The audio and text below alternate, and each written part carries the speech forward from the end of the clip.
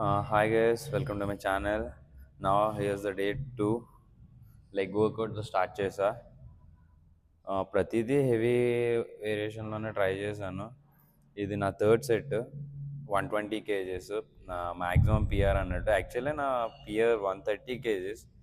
ఇది చేసినప్పుడు కొంచెం కటింగ్లో ఉండడం వల్ల కొంచెం పవర్ అయితే తగ్గింది. బట్ ఫోకస్గా క్లీన్ రెప్స్ అయితే చేయడానికి ట్రై చేశాను. ఈజీగా ఒక 8 రెప్స్ వచ్చినాయి. బట్ క్లియర్గా డెప్త్ ఎంత ఫోకస్ చేసుకుని క్లీన్గా వెళ్ళేలాగానే ట్రై చేసా, చీట్ ట్రిప్స్ ఏం చేయకుండా. హెవీ స్క్వాట్స్ అయిన తర్వాత డైరెక్ట్ ఇంకా లెగ్ ప్రెస్కి వెళ్ళిపోయా.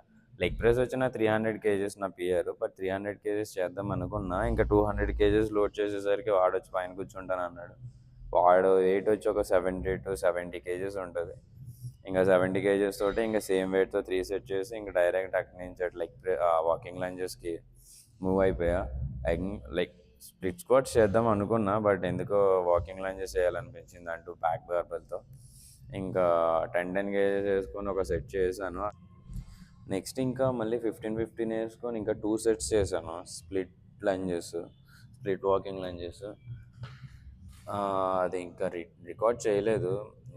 అప్పటికి చాలా క్రౌడెడ్ వచ్చేసారు. క్రౌడెడ్ వచ్చేయడం వల్ల ఇంకా రికార్డ్ చేయడం కుదరలేదు. మళ్ళీ వాళ్ళంతా కెమెరా ముందు అట్లా ఉంటారని. అందులోనూ మనమేమో ఫస్ట్ వీడియోస్ కదా, కొంచెం షై ఎక్కువ ఉంది. బట్ ఓకే, స్లోగా కంఫర్ట్ అవుతున్నా ఇప్పుడిప్పుడే. మేబీ ఐ కెన్ గో అన్నట్టు. నెక్స్ట్ వచ్చి హ్యాక్ స్క్వాట్ మిషన్ లేదు మా జిమ్లో. ఇంకా హ్యాక్ స్క్వాట్ ఇలానే ల్యాండ్ మ్యాన్ బాగా తీసుకొని హ్యాక్ స్క్వాట్ చేశాను. ఇది చాలా స్లోగా చేయాలి. ఇది స్పీడ్ పెంచడం వల్ల మీకు అట్లా స్పీడ్గా అనిపిస్తుంది. స్లోగా కంట్రోల్గా చేస్తే ఎక్కువ పంప్ వస్తుంది.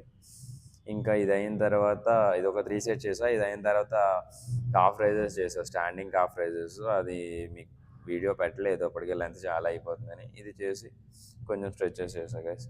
So that's it. బాయ్.